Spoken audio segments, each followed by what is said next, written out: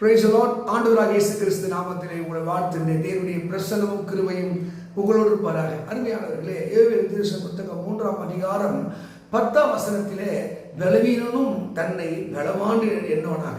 அப்போ பலவீனன். அப்போ யார் எதில் பலவீனனாக இருக்கிறாங்க? சிலர் பார்த்தீங்கன்னா சரீரத்தில் நல்ல பலசாலியாக இருப்பாங்க, மனசில் சரியான பைனாமொழியாக இருப்பாங்க. ஒரு சிலர் பார்த்தீங்கன்னா சரீரத்தில் நோஞ்ச மாதிரி இருப்பாங்க, அவங்க உள்ளான மனுஷன் ஸ்ட்ராங்காக இருப்பாங்க. இங்கே ரெண்டு விஷயத்தை பைபிள் கற்றுத் தருகிறது. மாம்சத்திலே பலவீனர்கள், விசுவாசத்திலே பலவீனர்கள். மாம்சத்திலையும் பலவான்கள், ஆவியிலும் பலவான்கள். இப்போ நமக்கு ஆண்டவர் கற்றுத்தருகிற பாடம் என்ன? நீங்க எதெல்லாம் பார்த்து நான் பலவீனன் என்கிறீர்களோ அதிலே அவர் பலன் தருவதாக விரும்புகிறார். சவுல் கோலியத்தை பார்க்கிறான், அவன் பலசாலி, அவன்கிட்ட போக முடியாது. அப்போ அவன் கோலியத்தை பார்த்த உடனே அவனோடு மோத முடியாது என்று அவன் மாம்சத்திலே கணக்கு போடுகிறான். அதே தாவீது கோலியத்தை பார்க்கிறான், அவனுடைய என்னால் மோத முடியும். இப்ப தாவீது பார்த்தது கோலியாத்தை ஒரு மாம்ச பலவனா பார்க்கல, அவன் ஆவில பலவீனனா பார்க்கிறான். உங்க வாழ்க்கையில் இருக்கிற சோதனைகளையும் பாடுகளையும் கண்ணீரையும் நீங்கள் ஜெயித்து வெற்றியை கொண்டாட வேண்டும் என்றால் தேவன் சொல்லுகிற தீர்க்க தரிசனமான வார்த்தை, பலவீனனும் தன்னை பலவான் எனப்படுவான். நீங்க 1 கொரிந்தியர் 1ஆம் அதிகாரம் 27ஆம் வசனம், ஞானிகளை வெட்கப்படுத்தும்படி பலவான்களை வெட்கப்படுத்தும்படி பலவீனர்களையும் அற்பமாய் எண்ணப்பட்ட தேவன் தெரிந்து கொள்கிறார். ஒருவேளை படிப்பிலே, அறிவிலே, திறமையிலே, இந்த பேக்ரவுண்ட் நல்ல வசதி வாய்ப்புகளோடு பிறக்கிறவர்கள் யாராக இருந்தாலும் அவர்களை சாதாரண மனுஷனை கொண்டு தேவன் அசாதாரணமான காரியம் இதுவரைக்கும் உலகத்தில் நடப்பிக்கிறார்.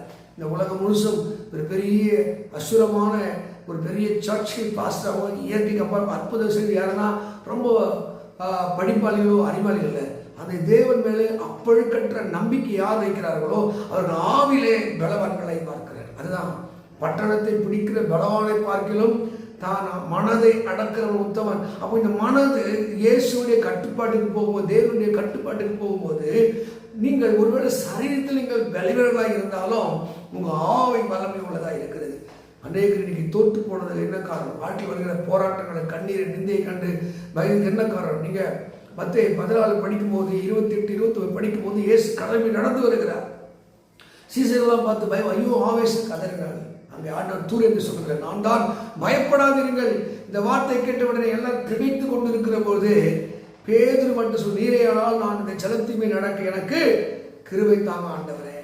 வசனம் அப்படித்தான் சொல்கிறது. விசுவாசத்திலே நீங்கள் பலவீனராக இருக்கக்கூடாது. ஆபிரகாமை பற்றி சொல்லும் பொழுது, ஆபிரகாம் விசுவாசத்திலே பலவீனனாக இருக்கவில்லை.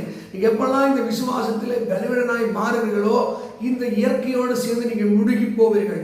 வருகிற போராட்டம், கண்ணீர், தரித்திரம், யுத்தம், இப்படிப்பட்ட பல பிரச்சனை முழுகி போய் ஆண்டவர் தம்முடைய ஜனங்களை பலவான்களாய் இருக்க விரும்புகிறார். பலவீனனும் தன்னை பலவான் என்று எண்ணவனாக.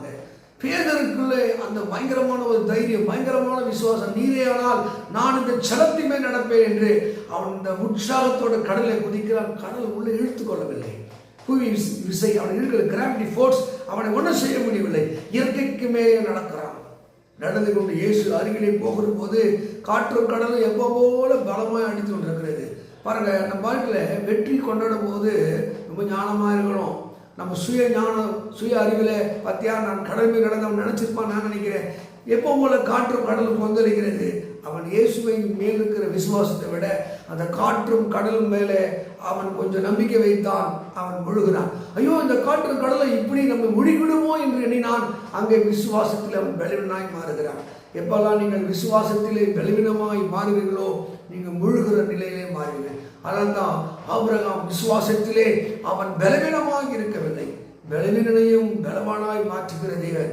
அவ்வளோ பெரிய கோலியாத்தை ஒரு 16-17 வயது மதிக்கத்தக்க இந்த தாவீதால கொன்று குவிக்க முடியும் என்றால் அவன் மாம்ச பலத்தில் அல்ல, அவன் ஆவின் பலத்திலே. நீங்கள் தேவனுடைய ஆவின் பலத்திலே நீங்கள் பலத்தை பெறுவதற்கு காத்திருக்க. ஆண்டு சொன்னார், பலவீனனும் அவன் பலவான் எனப்படுவார். அப்போ பிலிப்பு 4:13 சொல்கிறார், என்னை பலப்படுத்துகிற கிறிஸ்துவினாலே எல்லாவற்றையும் சேர்த்துக்க பலன் உண்டு. அவர் தாங்க ஒரு மனுஷனை பலவானால மாற்றக்கூடியவர். அப்போ அதே பவுல் வாழ்க்கை நொந்து வியாதினாலே கண்ணீர் எடுக்கிற போது 2 கொரிந்தியர்ல அங்கே 12:9 படிக்கும் போது கர்த்தர் சொல்ற, உன் பலவீனத்தில் ஏன் பலன் விளங்கும். இன்றைக்கு நம்முடைய பலன் ஒன்றுமில்லை, நம்ம அறிவு ஒன்றுமில்லை, திறமை ஒன்றை, கைபலன், சாமர்த்தியம் ஒன்றுமில்லை.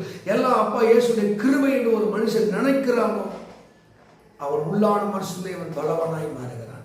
மக்களே, இந்த யோவேல் 3ஆம் அதிகாரம் 10ஆம் வசனத்தின்படி பலவீனனும் பலவான் என்று எண்ணப்படுவனாக. ஒருவேளை நீங்கள் பலவீனராக இருக்கலாம், திடீர்னு கோச்சுக்கலாம், திடீர்னு பயந்து போகலாம், ஐயோ எனக்கு தடுமாறுகளாக இருக்கலாம். உங்களை பலப்படுத்துகிற சக்தி உங்களுக்கு இருக்கு. அதைத்தான் கிரியோவை பார்த்து சொன்னார், உனக்கு இருக்க அந்த பலத்தோடு போ, உன்னை அனுப்புகிற கர்த்தர் நாடலாமா. அப்போ நமக்குள்ள அந்த பலத்தை, நமக்குள்ள அந்த வல்லமையை நாம் நம்பும் போது, உணரும் போது, விசுவாசிக்கும் பொழுது இயற்கைக்கு அப்பாற்பட்ட ஒரு சக்தி நமக்குள் வருகிறது. பலவீனனாய் இருந்த நம்மை தேவன் பலவானாய் மாற்ற அவர் வல்லவராக இருக்கிறார். கர்த்தரை நம்புங்கள், வல்லமை நம்புங்கள், உங்கள் வாழ்க்கை வெற்றி வாழ்க்கையாய் மாறும். இந்த யோவேல் 3ஆம் அதிகாரம் 10ஆம் வசனம் உங்களை பலவான்களாய் மாற்றி ஆசீர்வதிப்பதாக. ஆமென். God bless you. God bless you.